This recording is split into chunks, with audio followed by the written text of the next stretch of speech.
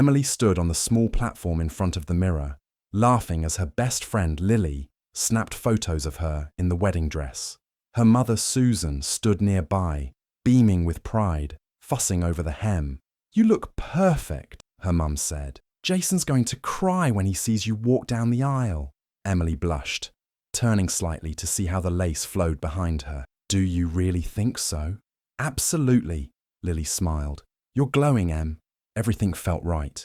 The dress, the moment, the excitement. It was just 1 week until the wedding. The guest list was final. The venue was ready. The cake had been tasted. The vows written. Everything was in place. Then her phone buzzed. Emily looked down, expecting a sweet message from Jason, maybe something about dinner plans or how much he missed her. But instead it said, "I can't do this. I'm sorry." That was it. No explanation. No follow-up. She froze. Lily noticed first. "Em, what is it?" Emily didn't answer. She stared at the screen, reading the message over and over. Her hand began to shake. She stepped down from the platform, her heels clicking too loudly on the floor. Her mom frowned, confused. "Emily, what happened?" Emily didn't say anything. She tried calling Jason. It rang once, then went to voicemail. She called again. Nothing. She sent a message. "What's going on?" "Please call me." No reply. Panic slowly crept in, but she stayed still, like her mind couldn't catch up with what just happened. Lily gently touched her arm. "Emily, talk to me." Emily sat down on the fitting room bench, still in the dress. Her mother stood nearby, asking questions, but Emily couldn't hear them. Everything felt far away. She looked down at her hands, still holding her phone. She blinked hard, but the tears didn't fall. Not yet. The wedding was 1 week away. Guests had already booked their flights. Everything had been paid for, planned, promised, and now it was gone. Just like that, she slowly pulled off one glove, then the other. Her fingers felt cold. She sat on the floor in silence, the dress pooling around her like soft white waves. No screams, no crying, just a quiet, heavy stillness, the kind that happens when the world falls apart in a single sentence. Emily is a 29-year-old public school teacher. She teaches 3rd grade at the same school where she once studied. Her life is simple and steady. She rents a small apartment, drives a used car, and spends most of her weekends grading papers or reading in quiet cafes. Her students love her, and the other teachers respect her. She doesn't make a lot of money, but she's proud of the life she's built. When she met Jason, everything changed. Jason was confident, funny, and charming. He worked in finance and made good money. He dressed well, talked smoothly, and always seemed to know what to say. From the first date, Emily felt like she was in a movie. Flowers, weekend trips, long walks, and candlelit dinners. It all happened so fast. Her mother, Susan, was thrilled. Jason came from a respected family, had a well-paying job, and looked perfect in every family photo. Susan cared deeply about what other people thought. She wanted everything to look just right. A perfect house, a perfect daughter, a perfect wedding. To her, Jason was the prize Emily had finally won. Emily's father didn't say much. He was a quiet man who spent his time fixing old radios and watching the news in silence. But he had a way of noticing things that others missed. Sometimes he would look at Jason with a thoughtful expression, but he never said anything against him. Not directly. Emily's younger brother, Ryan, was different. He didn't trust Jason from the start. "There's something off about that guy," he once told her.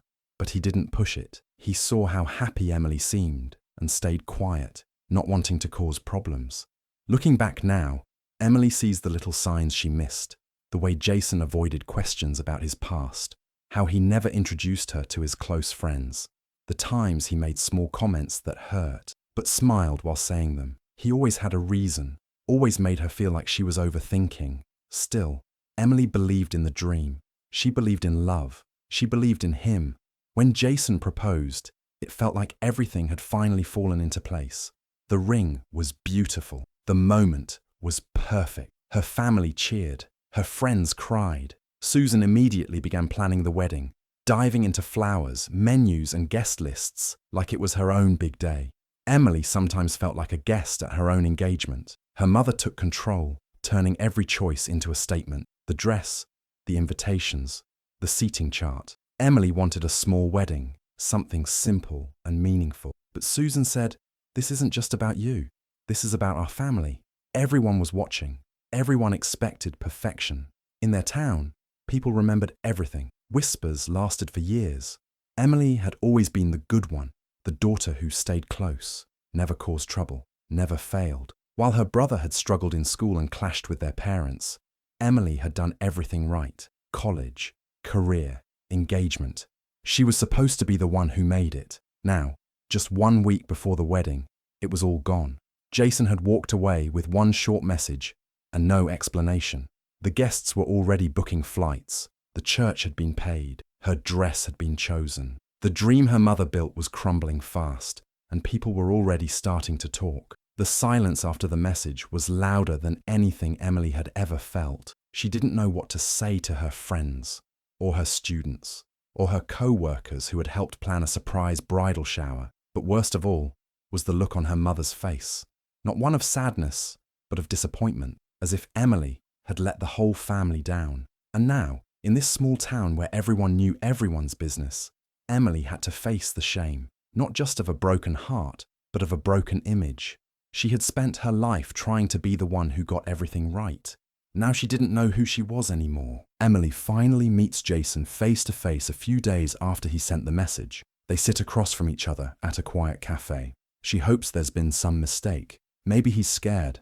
Maybe they can talk things through. But when he speaks, his voice is cold. His eyes don't meet hers. "I don't love you anymore," he says, like it's nothing. Emily stares at him, her heart pounding. "Then why did you propose to me?" she asks, her voice soft and shaking. Jason shrugs. "I don't know. It felt like the right thing at the time. Everyone expected it." "That's not a reason," Emily says. He doesn't answer. There is no fight, no crying, just a long, heavy silence. Emily walks away feeling hollow, as if something inside her has cracked wide open. But the worst part is, he didn't even seem sad. That night, while lying on the couch in her apartment, Emily checks her phone.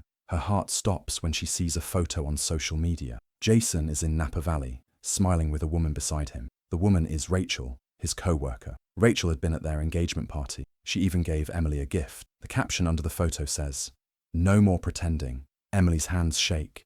She reads the caption again and again. It's not just a breakup anymore. It's betrayal, deep and public. People start messaging her, asking questions. Some friends send the photo to her as if she hasn't already seen it. The news spreads fast. In a town this small, everyone knows by morning. At home, her mother Susan calls. She doesn't ask if Emily is okay. She doesn't talk about Jason cheating. Instead, she says, "What did you do wrong? Why couldn't you keep him interested?" Emily doesn't answer. She just hangs up. She shuts off her phone. She locks the door. She stops going out. Shame and anger swirl inside her like a storm. She wants to scream. She wants to disappear. She wants to go back in time and undo everything. Later that night, while cleaning up the mess of wedding stuff in her living room, she finds a small, folded piece of paper. It's from her vow draft, the part she had worked on late one night when she still believed in love, in Jason, in their future. It reads, "You are the safest place I have ever known." Emily stares at the words. Then she folds the paper again and puts it in a drawer. Her hands are still, her face unreadable. Something inside her has changed. She is not sure what will happen next, but she knows one thing. She will never beg for love again. Emily starts getting strange messages on her phone. At first, she doesn't know who they're from. There's no name, no number, just screenshots. One by one, she opens them, and her heart sinks. They're messages between Jason and another woman. Some are flirty, some are more serious. All of them are old, dated months before Jason ended the engagement. The truth hits her hard. Jason had been cheating on her, emotionally at first, maybe more, even while they were planning a wedding, even while he was smiling in family photos. The whole time, he had someone else in his heart, not her. Emily feels sick, hurt, angry, but mostly, she feels fooled. She trusted him. She believed his lies. Now she sees it clearly. At home, things aren't better. Her mother, Susan, keeps trying to control the situation. She says, "We can still fix this, Emily. Just say it was a mutual decision. People will stop talking." Emily looks at her in disbelief. "You want me to lie?" Susan sighs. "It's not lying. It's protecting your image. You don't want people to think he left you." "I don't care what they think," Emily says, her voice firm. "Well, I do. Susan snaps. Everyone was looking forward to this wedding. Emily stares at her. You didn't care if I was happy. You just wanted the wedding. Susan's face turns cold. She raises her hand and slaps Emily across the face. For a moment, everything freezes. Emily feels the sting, but she doesn't cry. She doesn't even flinch. Instead, she looks her mother straight in the eyes, calm and clear. Then she turns around and walks out. Later that week, her brother Ryan comes to visit. They sit on the back porch, not saying much at first. Finally, Ryan speaks up. I didn't want to tell you before, he says, but I saw Jason with Rachel months ago at a bar. They were kissing. Emily doesn't react right away. She just nods slowly. Why didn't you tell me? She asks. I didn't know how, he says. I didn't want to hurt you. I thought maybe I was wrong. You weren't, Emily says quietly. A few days later, Jason sends her a message. It says, we can still talk if you want. Emily stares at the message for a long time. Her fingers hover over the screen. Then, without a word, she blocks his number. She feels no need to scream, no need to fight. Something inside her has shifted. That night, she opens her laptop. She starts writing a list. It's not a to-do list. It's a plan. Not for revenge, but for something quiet, something private, something for herself. She doesn't know what the future will look like yet, but she's no longer waiting for someone else to save her. Venue still booked, guests still arriving, but no ceremony scheduled. People whispered as they entered the hall. Some looked confused. Others checked their phones, wondering if the wedding had been cancelled. There was no music, no sign of Jason, no decorations had been taken down. Everything looked ready, but empty. Then, Emily walked in. She was wearing her wedding dress, simple, elegant, with soft lace on the sleeves. Her hair was tied back. No smile on her face, but no tears either. Just calm. Everyone turned to look at her. Her mother stood up quickly, shocked. Her father sat still. Ryan gave a small nod. Emily walked to the front, past rows of guests, past the flower arch that was meant to be her altar. She stepped up to the podium, took a deep breath, and looked out at the crowd. Hello, she began. Thank you all for coming. People shifted in their seats. Some looked around, still waiting for Jason. I know many of you expected a wedding today, she said. So did I. But things didn't go as planned. She paused, letting her words settle. I was left a week ago, not with a talk, just a message. No reason, no warning. And I've had to carry the silence ever since. Whispers rose from the crowd. Emily continued. I thought I had lost everything. The love, the future, the dream. But the truth is, I didn't lose the most important thing. She reached into her dress and pulled out a small piece of folded paper, her wedding vows. These were my vows. I wrote them for someone I thought I would marry, but today, I want to read them for someone else. She looked down at the paper and began to read. I promise to be honest, to be kind, and to listen when things get hard. I promise to forgive mistakes, especially my own. I promise to stop hiding behind what others want and to choose what feels right in my heart. She looked up again. I was going to say these words to him, but today, I say them to me. There was a deep stillness in the room. A few people wiped their eyes. Her mother sat frozen. Her father looked at her with quiet respect. I know this is not what you expected, Emily said, but I needed to do this. For myself. To stop chasing approval. To stop pretending I was okay when I wasn't. To stop trying to be perfect for everyone else. She folded the paper slowly. Today, I was supposed to get married. And I did. To the only person who stayed. Me. A few seconds of silence passed. Then someone clapped. Then another. And another. Soon the room filled with applause. Some stood, some cried, some just nodded, quietly moved. Emily stepped down from the podium. She didn't look back. Jason and Rachel weren't there. But by that night, they had seen the clips on social media. It was everywhere. People were talking about the bride who married herself. But Emily wasn't thinking about that. She wasn't trying to prove anything anymore.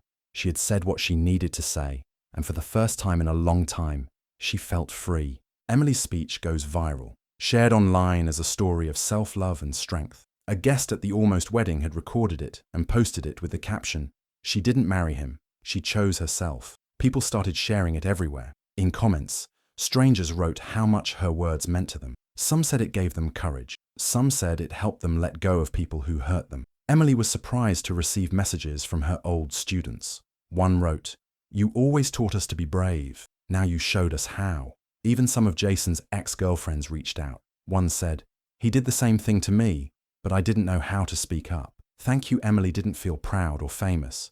She just felt seen. For the first time in weeks, her mother, Susan, came to visit. She sat at the kitchen table, holding a cup of tea and avoiding eye contact. "I didn't know how badly I hurt you," Susan said softly. "I just wanted things to look perfect, but that wasn't fair to you." Emily listened but didn't say much. She nodded. "I'm sorry," Susan said. "I really am." It was an awkward moment. Emily didn't rush to forgive her. She just said, "I know. Things didn't go back to normal, but they weren't as cold anymore." Ryan, her younger brother, became her biggest support. He helped her pack boxes, carry furniture, and even painted the walls of her new apartment. They laughed more. He didn't say, "I told you so." He just stayed. Emily also decided to take a break from teaching. She had given so much to others for years.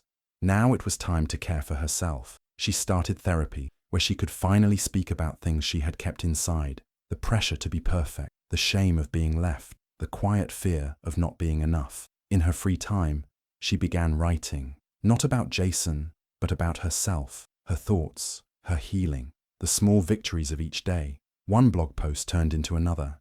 Then someone asked if she'd consider writing a book. She smiled. Maybe. Emily still had hard days. Some nights she would think about what could have been.